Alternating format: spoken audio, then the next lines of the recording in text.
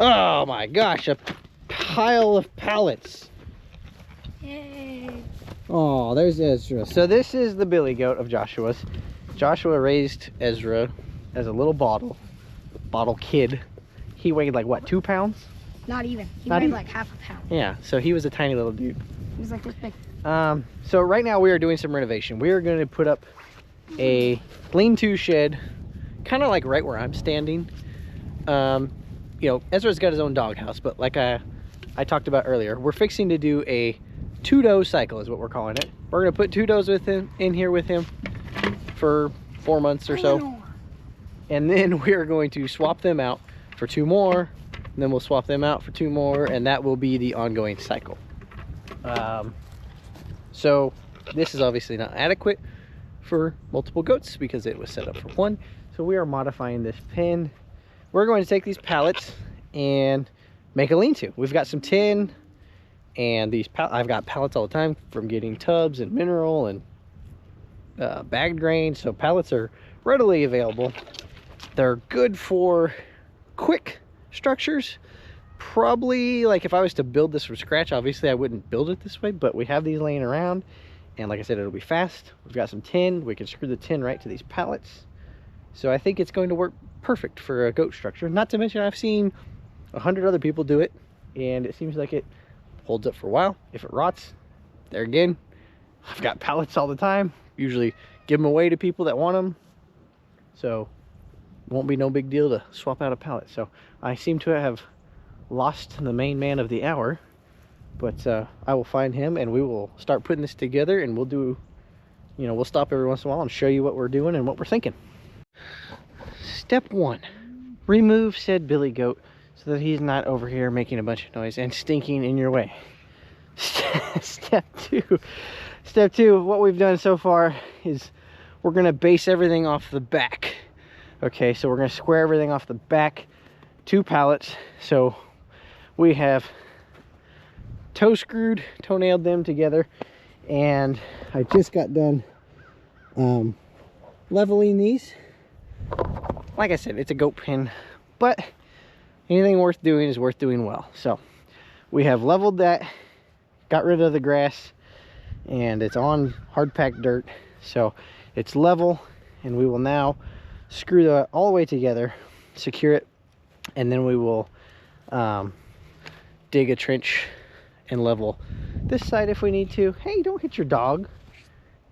Okay, we have reprimanded the child for abusing his animal. Anyways, we will trench this out. We're gonna put this little gate here. Whoops, here. We'll put that post in the ground a little better. And so there'll be another pallet here, the post there, the gate there, pallet there, and then we're also going to put a pallet in front here. Whoops, in front here. So you'll get the idea as we put this together. So there'll basically be 1 pallet of entry, and they have a whole corner that they can go hide in. We'll put a piece of tin on the back, and then of course a roof so that they can get out of the weather and have a nice little pin here. So onwards we go. All right, I keep having to remind myself, okay, it's scrap wood made out of pallets. Not everything's going to be perfect, but that is essentially what we have at the moment for our roof structure. We will just end up putting tin on here with just a little bit of an overhang, not much, just something. And it's a very slight slant because I didn't want a huge gap here for wind and everything like that. So like I didn't need a super slanted roof or anything like that. Plus it's, you know, the more slanted it is, if wind's coming from that direction, it could pick it up, and we're not anchoring it or anything like that. So anyways, it is slightly slanted, so the rainwater will go off that way. Just sharpening our pencil. But yeah, it's we got some trimming up to do, and it's like 3/4 of an inch out of square, which is really bothering me, but it's okay because it's a livestock shelter, not a barn. So yeah. I just got another 2 that I dropped. Oh, did you drop a screw? I dropped 2. You dropped 2 screws? Yeah, I picked 1 up, but not 1. Oh. Well, hang on. Don't start kicking things around. That's the worst thing you can do. All right, we gotta find some screws. Right there. Yeah, same as you did on those two.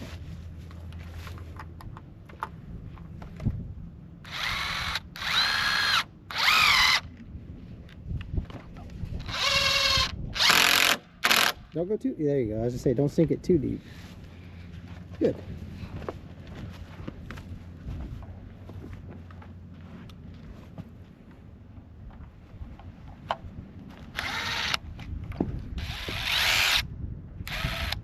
Come on.